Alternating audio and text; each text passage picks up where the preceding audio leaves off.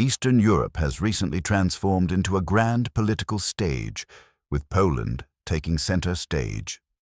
In a sudden and dramatic move, Warsaw deployed approximately 40,000 troops to its borders with Belarus and Russia, coinciding with the start of the joint Russian-Belarusian military exercise, Zapad 2025. This show of force, which includes Polish border guards installing barbed wire fences and barriers, is a clear effort by Poland to assert its role as NATO's indispensable eastern bulwark. While Western media has portrayed the Zapad exercise as evidence of Moscow's aggressive intentions, and Warsaw has described it as overtly offensive in nature, a closer look suggests a more complex reality. This situation appears to be less about an imminent military threat and more about a carefully orchestrated political drama. In this drama, Poland and NATO are leveraging Russia and Belarus's routine annual activities as a pretext to project strength, escalate tensions, and thereby solidify Poland's strategic importance within the alliance. Zapad is, by design, an annual military drill held alternately by Russia and Belarus, focusing on defensive scenarios against external threats. This year, Moscow and Minsk are expected to mobilize tens of thousands of personnel, a number potentially lower than the 2021 exercise, but still significant enough to alarm the West.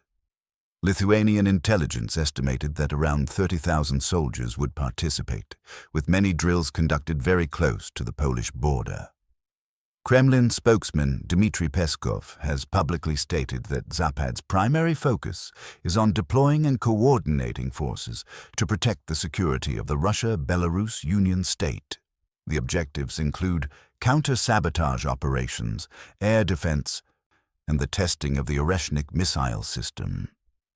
Despite Russian insistence on the exercise's transparency and defensive nature, Western powers have consistently labeled it a threat. While Moscow and Minsk maintain that Zapad is defensive, Warsaw and several other European officials have deliberately invoked memories of the 2008 events in Georgia and the 2014-2022 conflict in Ukraine. This narrative aims to instill a sense of impending crisis in the Western public consciousness. Polish Foreign Minister Radosław Sikorski dramatically claimed that this year's scenarios were reminiscent of past invasions, while Ukrainian President Volodymyr Zelensky added to the alarm by suggesting Zapad could be a cover for a deeper advance into Europe. Seizing the opportunity, Poland also moved to completely shut its border with Belarus. Initially, Warsaw announced the closure would only last for the duration of the Zapad exercise, from September 12 to 16. However, following an incident on September 10th involving nearly 20 UAVs that Poland alleged were Russian, the closure was extended indefinitely. This abrupt decision has left tens of thousands of workers, businesses, and freight convoys stranded. Belarus responded furiously, accusing Warsaw of taking civilians hostage, while Polish Interior Minister Marcin Kierwiński justified the action by stating the border would only reopen when the security of Polish citizens was guaranteed. It is clear the border has become a political tool rather than a pure security measure.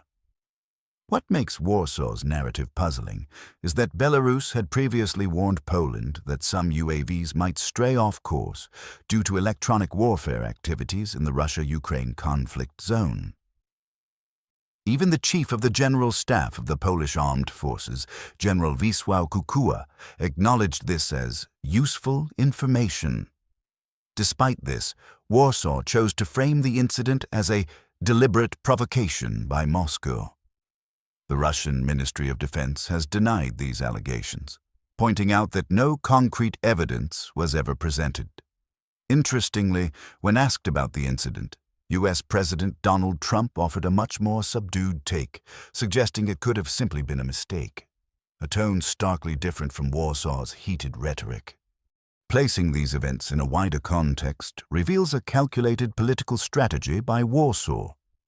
By deploying 40,000 troops, a massive number relative to its standard military capacity, Poland is working to prove that it is the primary shield for NATO's eastern flank. This is not just a military posture. It is a political maneuver designed to assert Poland's central role within the alliance, especially at a time when the EU and NATO are grappling with internal divisions on multiple fronts. This strategy appears to be having a ripple effect, as evidenced by France deploying 3 Rafale fighter jets in support, and Estonia and Latvia jointly closing their airspace along the Russian border, all following Warsaw's lead. The narrative around the Suwałki corridor has also been revived by Poland and its Western allies as a source of imminent danger. This narrow strip of land connecting Poland to Lithuania, wedged between Belarus and the Russian exclave of Kaliningrad, has long been considered NATO's Achilles heel.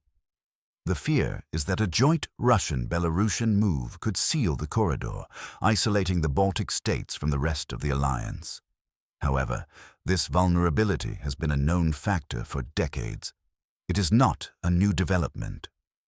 Currently, Moscow has shown no indication of wanting to attack the region, as the price would be a direct confrontation with the entire NATO alliance, a disastrous outcome for all involved. Yet by amplifying this threat, Warsaw gains another justification for its military build-up and for soliciting further aid. Furthermore, Poland is far from the passive actor it claims to be. Deputy Defense Minister Cezary Tomczyk admitted that Warsaw had been preparing its response to Zapad for months and had previously mobilized 30,000 of its own troops for exercises with NATO. Concurrently, NATO was conducting its own separate large-scale military exercise, codenamed Iron Guardian, involving 34,000 personnel and 600 pieces of military hardware. Beyond the military posturing, the Poland-Belarus border is a flashpoint for a tense migration crisis. Thousands of people from Asia, the Middle East, and Africa have attempted to cross this border into the EU. Warsaw accuses Minsk and Moscow of weaponizing migrants, while Belarus claims that Poland is guilty of inhumane treatment, leaving migrants to face starvation and freezing conditions. With international human rights organizations criticizing both sides, it's evident that the border has become a front for propaganda, where each side exploits the situation to enhance its own image while tarnishing its opponents. In summary, Poland's deployment of 40,000 troops is not merely a reaction to Zapad 2025.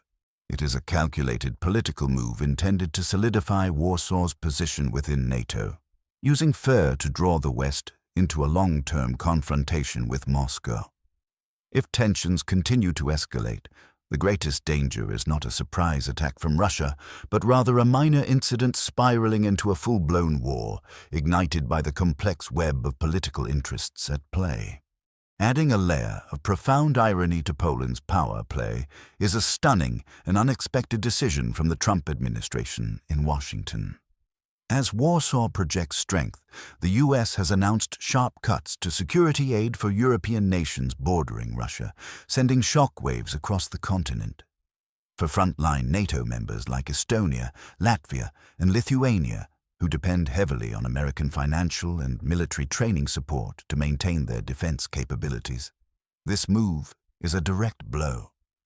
According to observers, the primary driver behind this decision is America's strategic pivot towards the Indo-Pacific, coupled with a desire to compel European allies to assume greater responsibility for their own security instead of relying on Washington. The Financial Times reported that the Pentagon informed European diplomats of its intent to cease funding under Section 333, a key program for training and equipping foreign militaries for several Eastern European countries. Furthermore, the $288 million Baltic Security Initiative faces an uncertain future, as the White House has not requested additional funding for it. European governments, who were not consulted beforehand, are now in a state of shock and anxiety. The current situation creates great uncertainty. One EU diplomat admitted frankly. The overarching question is whether the bloc's internal resources can compensate for this significant shortfall. This reduction in aid is part of a broader global force posture review initiated by the Pentagon, which could see the U.S. reduce its troop presence in Europe by up to 30% to focus on other priorities. Politico suggests this is part of a long-term strategy to lessen America's global military footprint and force allies to become more self-sufficient. For Europe, this signals a harsh new reality. The American security umbrella, considered an unshakable foundation for decades, is no longer a guarantee. The void left by Washington will be the ultimate test of whether European nations can truly stand on their own without relying completely on the United States.